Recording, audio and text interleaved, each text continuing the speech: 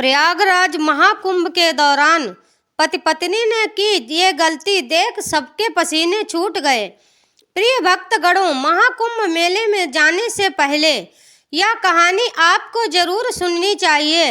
यह कहानी आपको सिखाएगी कि आपको महाकुंभ मेले में कौन कौन सी गलतियां नहीं करनी चाहिए, नहीं तो यह गलतियां आपका जीवन बर्बाद कर देंगी। कैसे एक पिता ने अपना सब कुछ खो दिया, कैसे मनुष्य अपनी एक गलती के कारण अपना सब कुछ खो देता है, फिर पछताने से होत क्या जब चिड़िया चुग गई खेत। प्रिय भक्तगणों, कहानी को प्रारंभ करने से पहले आप इस वीडियो को लाइक कर दीजिएगा और कमेंट में हर हर गंगे लिख दीजिएगा। प्रिय भक्तगणों, महाकुंभ मेला भारत का एक महान धार्मिक और सांस्कृतिक उत्सव है जो हर 12 वर्षों में 4 स्थानों हरिद्वार, प्रयागराज, उज्जैन और नासिक में आयोजित किया जाता है। इसे दुनिया का सबसे बड़ा संगम माना जाता है, जहां करोड़ों श्रद्धालु गंगा घाट पर स्नान करने के लिए जुड़ते हैं। यह महाकुंभ भारतीय संस्कृति, अध्यात्म और आस्था का प्रतीक है, जहां साधु संत, अघोरी, नागा बाबा और लाखों श्रद्धालु अपनी धार्मिक मान्यताओं को साकार करते हैं। प्रिय भक्तगणों, सर्दी का मौसम था। सुबह की हल्की ठंडक के बीच गंगा नदी के घाटों से घंटों और शंखों की आवाजें गूंज रही थी। चारों ओर श्रद्धालुओं का उत्साह और भक्ति का मेला लगा था। इस पवित्र माहौल में प्रयागराज के संगम घाट पर एक साधारण से माता पिता अपनी नन्ही बच्ची राधिका के साथ महाकुंभ मेले में पहुंचे। राधिका सिर्फ 5 साल की थी। उसकी बड़ी बड़ी आंखें और मुस्कान मासूम थी, किसी का दिल छू रही थी। यह पहला मौका था जब वे अपनी बेटी को महाकुंभ के विशाल मेले में लेकर आए थे। राधिका के पिता विक्रम और माँ सुनीता बहुत खुश थे। सुनीता ने राधिका को हल्के गुलाबी रंग की फ्रॉक और गले में छोटी सी रुद्राक्ष की माला पहनाई हुई थी। बच्ची अपने माता पिता के हाथ की उंगली पकड़कर इधर उधर देख रही थी। विक्रम और सुनीता ने सोचा कि गंगा स्नान करने से उनके सारे पाप धुल जाएंगे और उनके परिवार में सुख शांति बनी रहेगी। मेले में हर जगह भक्ति और उत्साह का माहौल था। साधु संतों की तालियां, भगवे वस्त्र पहने ऋषि मुनि, अघोरी बाबा हाथ में चिलम लिए, नागा साधु और मंत्रों का जाप कर रहे थे। भक्त चारों ओर दिख रहे थे। राधिका पहली बार इतनी बड़ी भीड़ में आई थी। उसकी आंखें चमक रही थी, लेकिन उसकी नन्ही उंगलियां अपने पिता के हाथ को मजबूती से पकड़े हुए थी। विक्रम ने अपनी पत्नी से कहा, सुनीता, इसका ध्यान रखना, यहाँ भीड़ बहुत है, उसका हाथ मत छोड़ना। सुनीता ने सिर हिलाकर हाँ कहा। राधिका ने मुस्कुराते हुए अपने पिता से पूछा, यह साधु बाबा कौन है? यह इतनी अजीब कपड़े क्यों पहने हैं? विक्रम मुस्कुराया और उसकी नाक छूते हुए बोला कि भगवान के भक्त हैं। यह अपना सारा जीवन भगवान की सेवा में बिताते हैं। राधिका ने अपना सिर हिलाया, पर उसके मन में कई सवाल अब भी थे। महाकुंभ मेले में सूर्य देव अपनी पहली किरण बिखेर रहे थे। संगम घाट पर भीड़ उमड़ चुकी थी। लोग गंगा में डुबकी लगाने के लिए उत्साहित थे। चारों ओर हर हर गंगे के जयकारों की गूंज थी। साधु संत, अघोरी बाबा सब अपने अपने अंदाज में पूजा अर्चना में लीन थे। विक्रम ने राधिका का हाथ मजबूती से पकड़ रखा था। सुनीता उनके हाथ चल रही थी। राधिका ने पहली बार इतनी विशाल भीड़ देखी थी। आंखें खुशी से चारों ओर घूम रही थी। उसने कई अघोरी बाबा को देखा जो अपने राख से शनि देव के साथ मंत्र उच्चारण कर रहे थे। उसने अपने पापा से पूछा, पापा, ये बाबा इतने गंदे क्यों रहते हैं? विक्रम मुस्कुराए और बोले, बाबा भगवान शिव के भक्त हैं। यह अपना सब कुछ त्याग कर शांति के मार्ग पर चलते हैं। राधिका को यह बात समझ में तो नहीं आई, लेकिन उसने अपना सिर हिला दिया। वह छोटी छोटी बातों पर खुश हो रही थी। अचानक उसकी नजर गुब्बारे वाले पर पड़ी। वह पिताजी से बोली, गुब्बारा चाहिए। विक्रम ने उसे समझाया, बेटा पहले गंगा स्नान कर ले, फिर गुब्बारा भी ले लेंगे। संगम घाट पर स्नान के लिए एक लंबी कतार थी। विक्रम और सुनीता ने राधिका को अपने बीच में रखा और सावधानी से गंगा की ओर बढ़ने लगी। राधिका को अपनी माँ का हाथ जोर से पकड़ने को कहा। गंगा के पवित्र जल में प्रवेश करते ही सुनीता ने भगवान का स्मरण किया। विक्रम ने राधिका को अपनी गोद में उठाया और गंगा जल से उसकी छोटी छोटी हथेलियां धोई। राधिका ने मासूमियत से पूछा, पापा ये पानी इतना ठंडा क्यों है? विक्रम ने मुस्कुराते हुए कहा, यह पवित्र जल है बेटा, इससे मनुष्य के सभी पाप नष्ट हो जाते हैं, इसीलिए इसे गंगा जल कहते हैं। राधिका को फिर कुछ समझ में नहीं आया और उसने हमेशा की तरह सर हिला दिया। स्नान के बाद परिवार घाट पर लौटने लगा, लेकिन भीड़ बढ़ती जा रही थी। चारों ओर लोगों का सैलाब था। विक्रम ने राधिका का हाथ फिर से मजबूती से पकड़ लिया। बाद में ही कुछ मनचले लड़कों ने शोर मचाना शुरू कर दिया, जिससे भीड़ में खलबली मच गई और फिर अचानक भीड़ में धक्का मुक्की होने लगी। जैसे ही विक्रम और सुनीता भीड़ से निकलने की कोशिश कर रहे थे, अचानक एक झटका लगा और राधिका का हाथ विक्रम के हाथ से छूट गया। राधिका घबरा गई और चारों ओर देखने लगी। उसे अपनी माँ और पिता कहीं नहीं दिखे। भीड़ इतनी ज्यादा थी कि विक्रम और सुनीता ने तुरंत राधिका को ढूंढने की कोशिश शुरू कर दी। विक्रम ने चिल्लाकर कहा, राधिका, राधिका, कहाँ हो बेटा? सुनीता की आंखों से आंसू बहने लगे। वह बेहाल होकर भीड़ में इधर उधर देखने लगी। राधिका जोर जोर से रोने लगी। वह भीड़ में ही रोते रोते चलने लगी। वह डर से रोने लगी, लेकिन उसकी आवाज भीड़ के शोर में दब गई। कुछ ही पलों में उनकी दुनिया बिखर गई। भीड़ तेजी से बढ़ रही थी। हर कोई घाट से बाहर निकलने की कोशिश कर रहा था और धक्का मुक्की कर रहे थे। उसकी आंखों में आंसू आ गए। वह मासूमियत से रोते हुए चिल्लाने लगी, माँ, पापा, आप कहाँ हो? यह दशा एक माता पिता के लिए सबसे दुखदायक थी। उसकी आंखों से आंसू बहने लगे। उसने भीड़ में चारों तरफ नजर दौड़ाई, लेकिन राधिका कहीं नहीं दिख रही थी। सुनीता रोते हुए बोली, विक्रम, मेरी बेटी, मेरी राधिका कहाँ चली गई? विक्रम ने सुनीता को संभालने की कोशिश की, लेकिन विक्रम खुद भी अंदर से टूट चुका था। विक्रम और सुनीता की आवाजें सुनकर आसपास के लोग रुक गए। धीरे धीरे भीड़ में खलबली मच गई। कई लोग उनकी मदद करने आगे आए। किसी ने पूछा, आपकी बेटी कैसी दिखती है? उसने क्या पहना है? विक्रम ने कांपती आवाज में कहा, वह 5 साल की है। उसने गुलाबी फ्रॉक पहनी है और गले में रुद्राक्ष की माला है। उसका नाम राधिका है। कुछ लोगों ने राधिका को ढूंढने की कोशिश की और भीड़ में इधर उधर जाने लगे, लेकिन भीड़ इतनी ज्यादा थी कि राधिका का पता लगाना मुश्किल हो रहा था। राधिका अब भीड़ से बाहर निकलने की कोशिश कर रही थी। वह बार बार रोकर अपनी माँ और पापा को पुकार रही थी।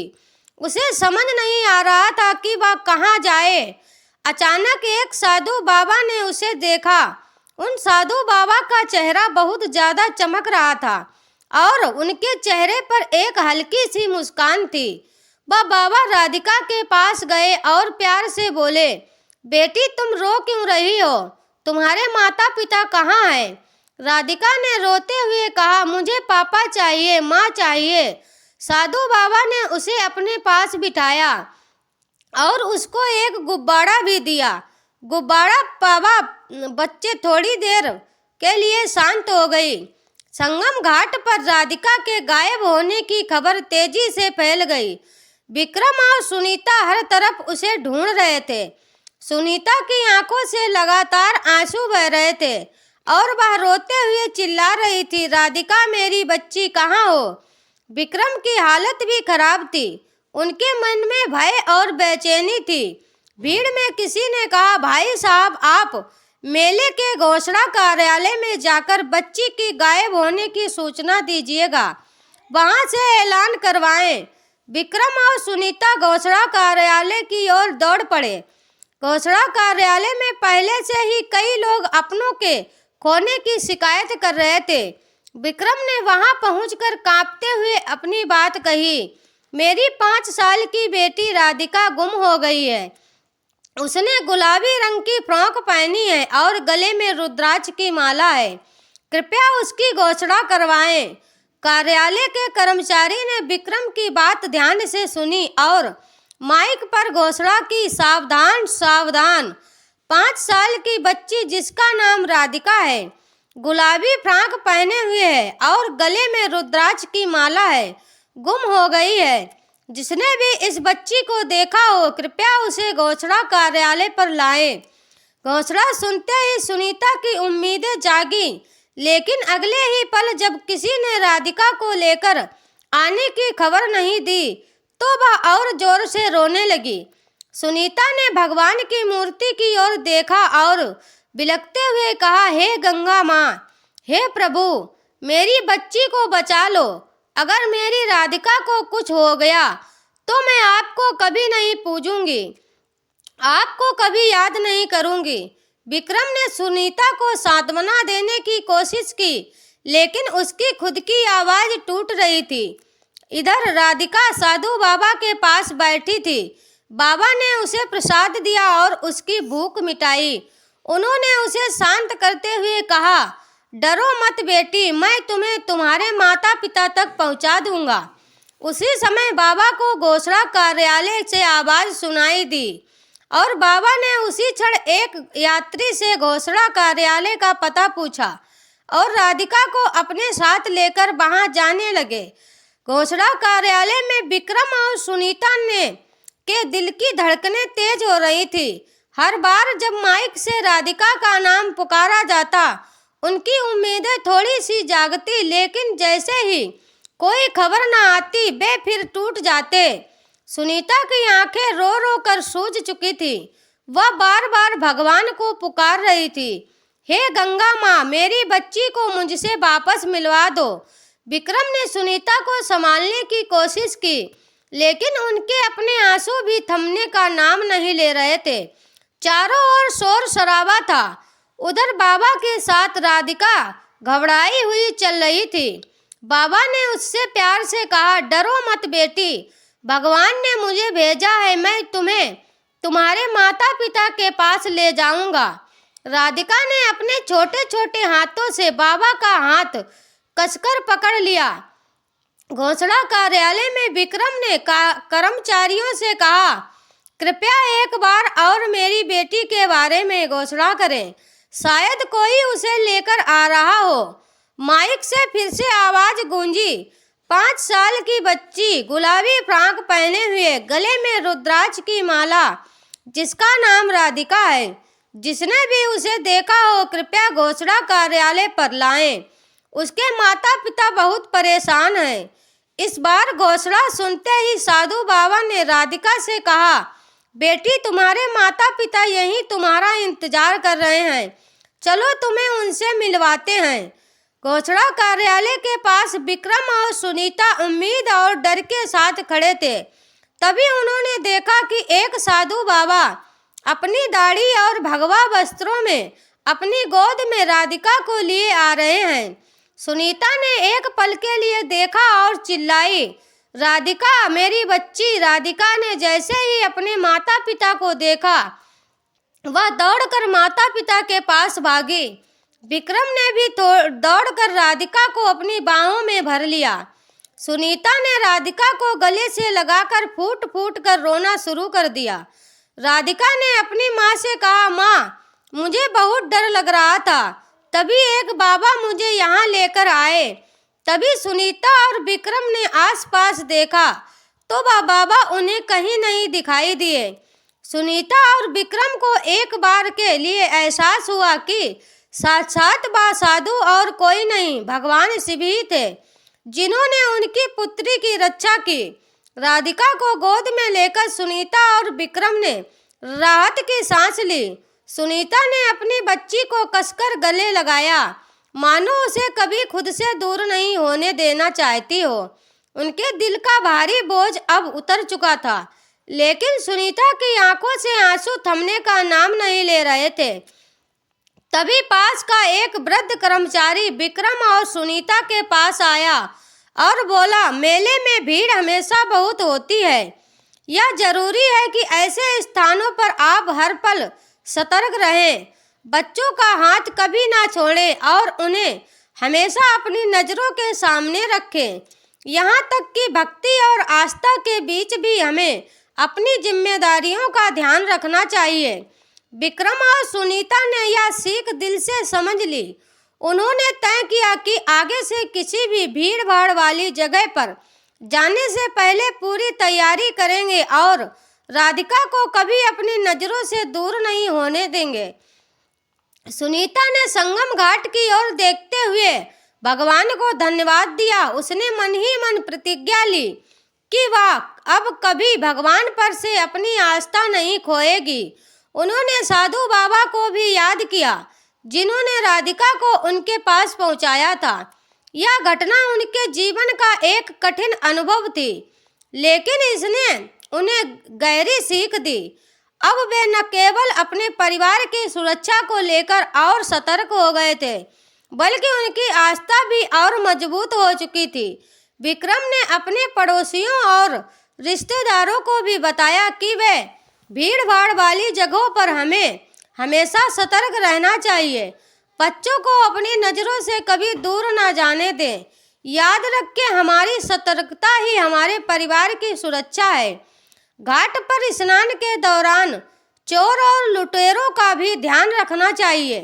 किसी भी अज्ञात व्यक्ति से मदद लेने से पहले सोचना चाहिए और घाटों के पास चेन या रस्सी के सहारे स्नान करें, क्योंकि ऐसी जगह पर एक धक्का लगने एक आम सी बात होती है।